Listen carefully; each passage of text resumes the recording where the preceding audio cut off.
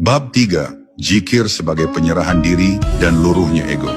Pada hakikatnya, zikir adalah perjalanan dari kepemilikan menuju kefanaan. Dari aku mengingat menuju aku dilebur. Selama seorang hamba masih merasa dialah pelaku zikir, maka ia sesungguhnya masih berdiri di hadapan Allah sebagai subjek yang terpisah. Namun ketika ia mulai memahami bahwa seluruh gerak zikirnya hanyalah izin darinya, maka posisinya berubah. Ia tidak lagi menjadi pelaku, tetapi menjadi tempat perbuatan Allah terjadi. Pada saat itu ia berhenti memaksa diri untuk hadir, sebab kehadiran yang sejati bukanlah hadirnya hamba kepada Allah, tetapi hadirnya Allah di dalam diri hamba. Dan di titik inilah ego mulai melunak. Ia tidak lagi ingin menjadi seseorang di hadapan Allah, melainkan ingin menjadi tiada agar Allah yang menjadi segalanya.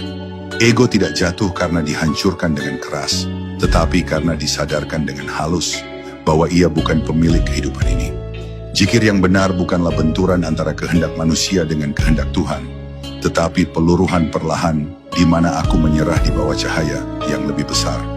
Seperti lilin yang tidak dipadamkan oleh angin, melainkan mencair oleh api karena kedekatan yang semakin rapat. Maka luruhnya ego tidak terjadi karena seorang hamba menolak dirinya, tetapi karena ia akhirnya menyadari bahwa yang disebut dirinya hanyalah bayangan sementara yang kelak hilang ketika cahaya pagi datang.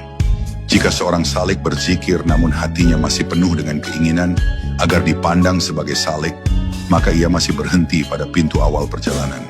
Sebab rahasia terbesar dalam zikir bukanlah bagaimana suaranya terdengar, tetapi bagaimana dirinya lenyap. Para arif tidak memiliki keakuan untuk dipertahankan, mereka memiliki kepulangan yang menanti. Dan ketika seorang hamba telah menemukan kemanisan penghilangan diri, ia tak lagi membutuhkan pengakuan atas ibadahnya.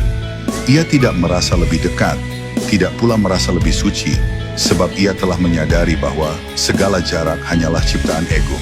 Penyerahan dalam zikir bukanlah kelemahan, tetapi kesempurnaan kehambaan. Ia tidak berarti berhenti bergerak, tetapi berhenti mengklaim kepemilikan atas gerak. Ia bukan mematikan ikhtiar, tetapi menundukkan keakuan agar ikhtiar itu menjadi pancaran takdir yang mengalir melalui diri seorang hamba. Pada tingkatan ini zikir berubah menjadi pasrah yang indah. Bukan pasrah yang menyerah kalah, melainkan pasrah yang menyadari bahwa yang maha hidup tidak pernah berhenti membimbing. Maka seorang salik yang telah larut dalam zikir tidak berjalan dengan keinginannya sendiri, melainkan berjalan sebagai kehendak Allah yang sedang menampakkan rupa perjalanan. Dan ketika ego luluh, zikir mencapai puncaknya, menjadi keadaan alami, bukan lagi usaha, bukan lagi ibadah yang dikerjakan, tetapi nafas batin yang tidak dapat dihentikan.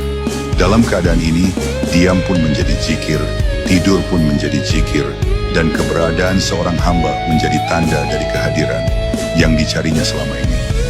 Sebab ia telah menemukan bahwa kedekatan dengan Allah bukanlah dicapai, melainkan disadari, bukan ditempuh, melainkan ditingkap, bukan diusahakan, melainkan diterima. Maka luruhnya ego adalah awal dikenalnya sang pemilik ruh, dan disinilah seorang hamba mulai tidak hanya berzikir kepada Allah, tetapi berzikir di